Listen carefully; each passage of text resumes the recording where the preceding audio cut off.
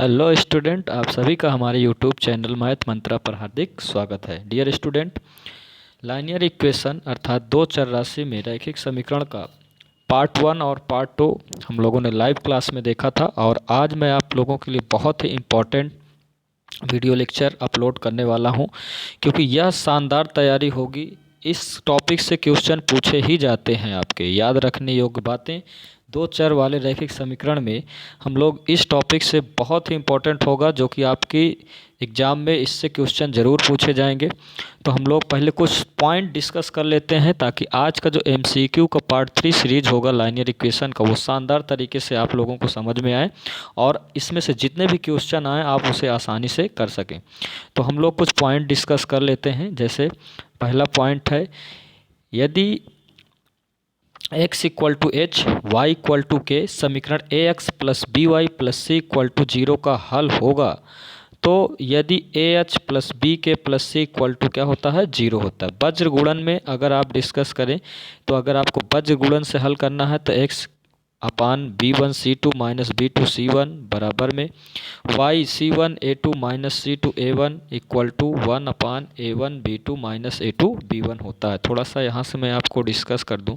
कभी हमें ऑप्शन में पूछा जाता है कि x इक्वल टू मान होगा, तो x इक्वल टू अगर मैं बात करूँ तो यहाँ से आपका हो जाएगा B1 C2 minus B2 C1 और अपान में आपका जो अचर पद का गुणांक होता है A1 B2 और माइनस A2 B1 हो जाएगा, जिसे आप याद रखेंगे आगे। इसी प्रकार से यदि y की वैल्यू पूछा जाए तो y इक्वल टू आपकी वैल्यू बन जाती है C1 A2 minus C2 A1 और अपान में अचर पद का जो गुणांक होगा A1 B2 minus A2 B1। तो आपको मैं बता दूं यहाँ पे आसान, ये जो x के नीचे गुणांक होगा ये यहाँ 1 के स्थान पे आ जाएगा तो x का गुणांक बन जाएगा।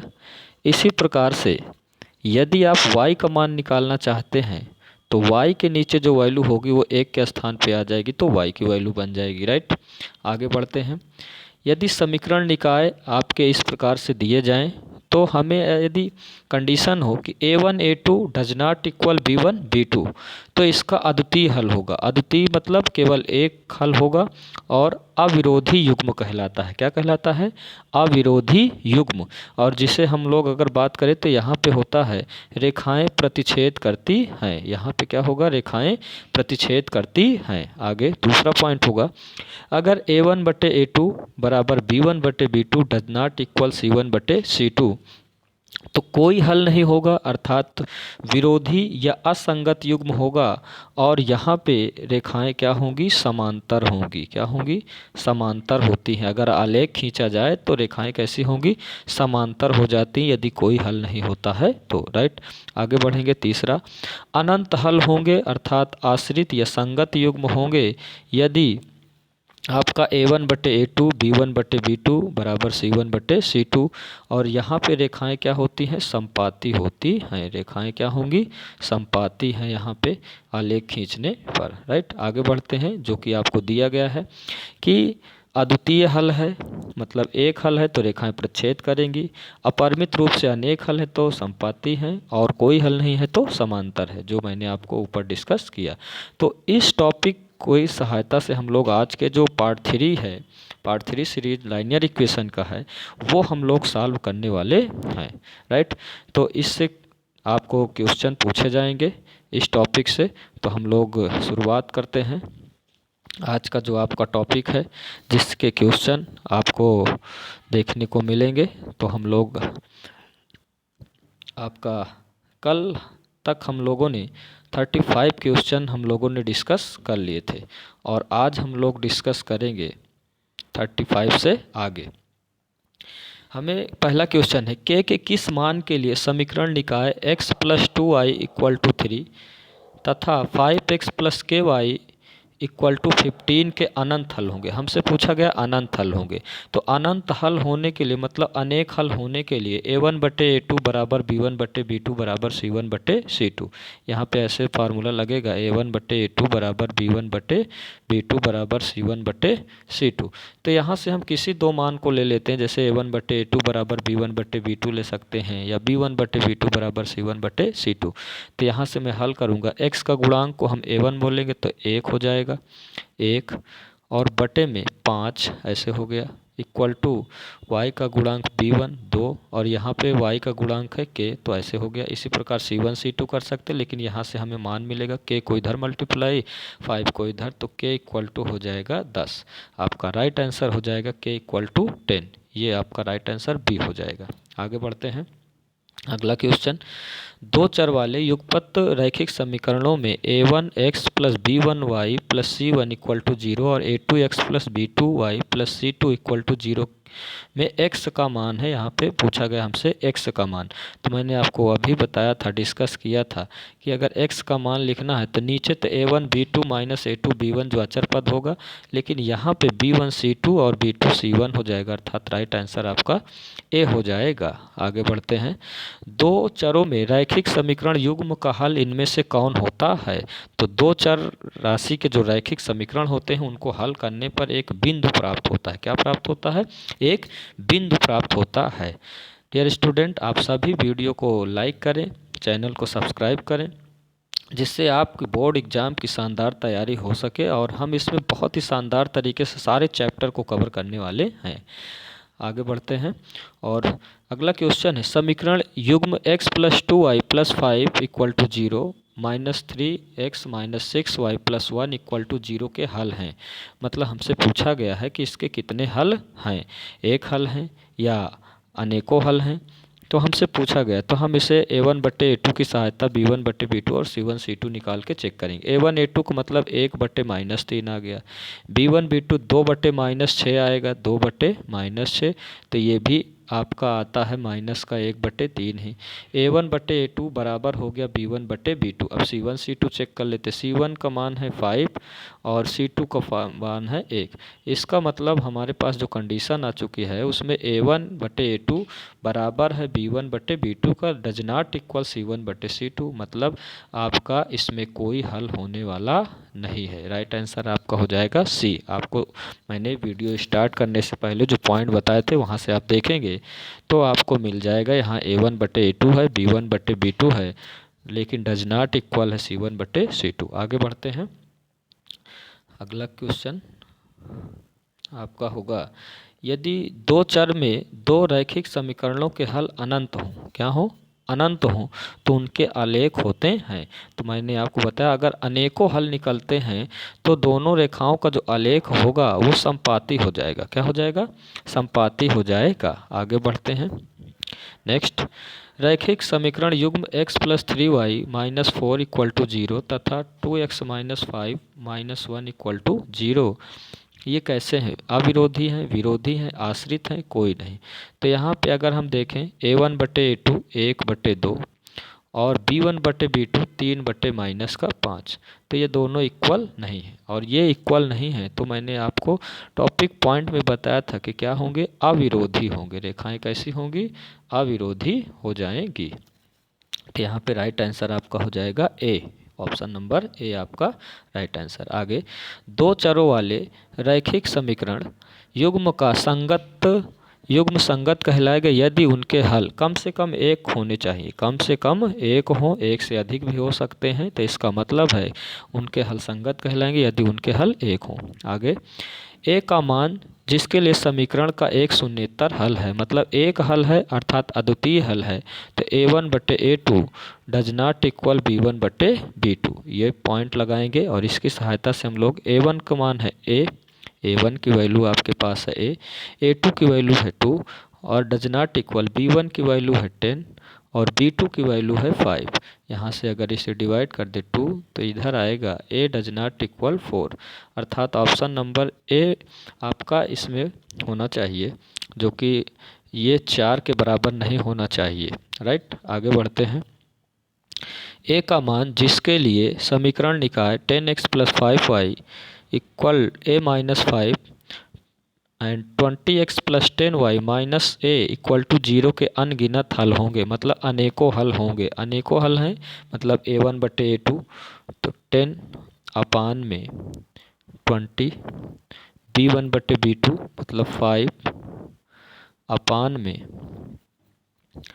10 एंड c1 बटे c2, तो c1 बटे c2 a माइनस 5 ले सकते हैं या इधर लेके आएंगे तो आप माइनस a प्लस 5 लेंगे और इधर माइनस a, तो c1 बटे c2। अब इनमें से किन्हीं दो को हम बराबर कर लें, जैसे हम लेंगे 1/2। तो यहाँ से अगर हम हल करते हैं आगे, तो यहाँ से आपका आंसर आता है minus a equal to minus 2a और प्लस 10, राइट। तो 2a को जब इधर लेके आएंगे पक्षांतर करेंगे तो 2a प्लस का हो जाएगा, ये माइनस a इक्वल टू 10। तो a इक्वल टू आपका राइट आंसर हो जाएगा 10। a इक्वल टू आपका राइट आंसर 10, आपका सी ऑप्शन राइट हो जाएगा। आगे बढ़ेंगे। जितने भी हमने टॉप पॉइंट बताए हैं वीडियो को स्टार्ट करने से पहले, उन पॉइंटों को यदि आप याद रखते हैं तो ये सारे क्वेश्चन बहुत ही आसानी से हो जाएंगे।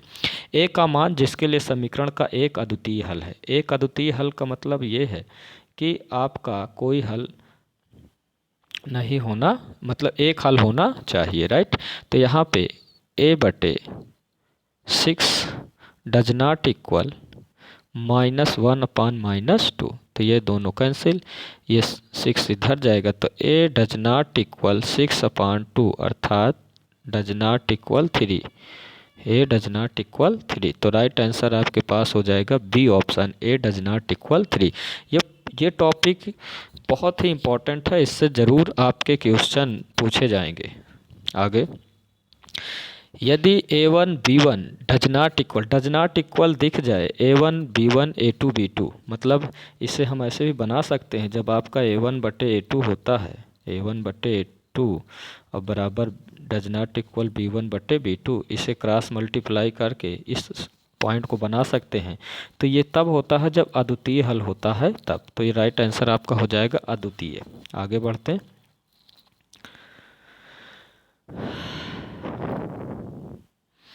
आपका अगला क्वेश्चन है, समीकरण का क्या हल होगा। अभी मैंने आपको बताया कि a1 बटे a2 does not equal b1 बटे b2, तो समीकरण का कैसा हल होता है, इसका अद्वितीय हल होता है, ये राइट आंसर हो जाएगा। आगे बढ़ते हैं। दो रैखिक समीकरणों के हल अनंत होंगे। अनंत होने के लिए आपको मालूम है a1 बटे a2 बराबर b1 बटे b2 बराबर c1 बटे c2 होता है, तो उसके अनेक हल होंगे। राइट आंसर आपका सी हो जाएगा। आगे बढ़ते हैं। नेक्स्ट है, यदि समीकरण 4x plus hy equal to 10 एवं 2x माइनस के वाई इक्वल टू -4 के हल x equal to 1 y equal to 2 हो तो h और k के मान होंगे। तो हमें क्या करना है, x की वैल्यू 1 रखना है, 4 × 1 पहले समीकरण में, प्लस h y के स्थान पे 2 रखना है इक्वल टू 10।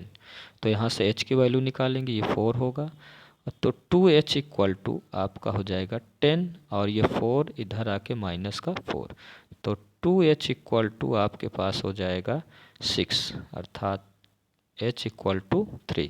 तो h की वैल्यू तो आपकी 3 हो गई। अब सेकंड इक्वेशन में आप वैल्यू रख देंगे इसी प्रकार 2x की वैल्यू। अब यहाँ हम ऐसे भी ऑप्शन देख सकते हैं कि h और k है, तो h का मान पहले 3 आया, तो 3 पहले ऑप्शन में कहाँ पे है, तो हमें दूसरा हल करने की ज़रूरत भी नहीं, हम राइट आंसर ए बता सकते हैं। लेकिन हम चेक कर लें, x के स्थान पे 1 माइनस के, y के स्थान पे 2 इक्वल टू -4, तो यहाँ पे आएगा -2 के और ये माइनस का 4 और ये 2 इधर आके माइनस का 2, तो ये हो जाएगा -6, ये -2 के, यहाँ से माइनस माइनस कैंसिल, 2 से 6 कैंसिल, तो k की वैल्यू भी हो जाएगा 3। तो राइट आंसर आपका हो जाएगा ए ऑप्शन। 50, यदि x plus 2y minus 5 equal to 0 का अनंत हल हो। अभी मैंने आपको बताया अनंत हल होने के लिए a1 बटे a2 बराबर B1/B2 बराबर C1/C2। यहाँ हम लोग वो टॉपिक पॉइंट लगाते हैं, रूल्स। 1/A हो जाएगा इक्वल टू 2/A-B हो जाएगा और इक्वल टू -5/10 हो जाएगा। तो यहाँ से अगर मैं देखूँ, हल कर लूँ, इन दोनों को हल करते हैं, तो यहाँ पे आएगा कि A-B क्या हो गया, माइनस में यहाँ 2 कर लेते हैं और इधर A-B कर लेते हैं। तो A-B इक्वल टू आपका -2 हो जाएगा, ऐसा आपको ऑप्शन मिल जाएगा। A-B इक्वल टू 2 हो सकता है, या तो आप दूसरा अगर पहले वाले को बराबर करते हैं तो A-B इक्वल टू 2, इन दोनों को यदि हम बराबर करते हैं तो यहाँ से आपका आएगा A-B और इधर हो जाएगा 2A। तो A को इधर लेके आते हैं, सभी को एक तरफ, इधर 0, इधर 2A minus A plus B। तो यहाँ पे बन जाएगा A प्लस B, क्योंकि 2A में से इधर 0, तो A+B इक्वल टू 0। क्या ऐसा ऑप्शन है? जी हाँ, डी ऑप्शन आपका राइट आंसर हो जाएगा। आगे बढ़ें। संपाती है के किस मान के लिए संपाती कंडीशन जो अनंत हल होने के लिए है, अर्थात 1/2 इक्वल टू 2/K। तो इधर के इधर 4 के बराबर 2 का 2 में गुणा 4 के इक्वल टू आपका राइट आंसर हो जाएगा 4। आगे बढ़ें। युग्म पद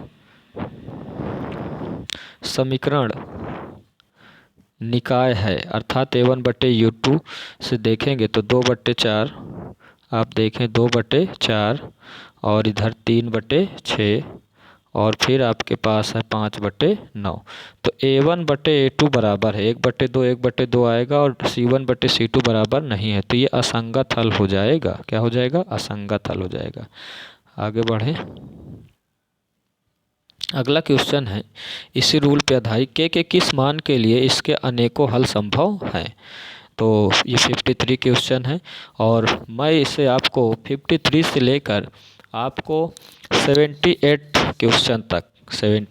क्वेश्चन तक मैं आपको, या 70 क्वेश्चन तक मैं आपको होमवर्क में दे के जा रहा हूँ, जो कि आप अपने से करके इसके आंसर कमेंट में टिक करेंगे और इसके ऑप्शन मैं अगले वीडियो में आपको करवाने वाला हूँ। राइट, तो वीडियो को लाइक करें एंड शेयर करें। मैं आपको 53, 54, 55, 56, 57, 58 और ये 59, राइट, और इसके बाद 60, 61, 62, 63, 65 और 66, 67, 68, 69, 70, 71, 72, यहाँ तक मैं आपको 72 क्वेश्चन तक आपको मैं होमवर्क में दे जा रहा हूँ। इसे आप लोग हल करेंगे। ये बहुत इंपॉर्टेंट टॉपिक है, जिससे इस रूल पर आधारित आपके क्वेश्चन ज़रूर पूछे जाएंगे, इसलिए आप इसे ज़रूर हल करें और वीडियो को लाइक करें, चैनल को सब्सक्राइब करें, ज़्यादा से ज़्यादा लोगों तक शेयर करें। ये आप किसी भी बोर्ड की तैयारी कर रहे हैं, ये आपके लिए बहुत ही इम्पोर्टेंट होने वाला है। Thank you so much.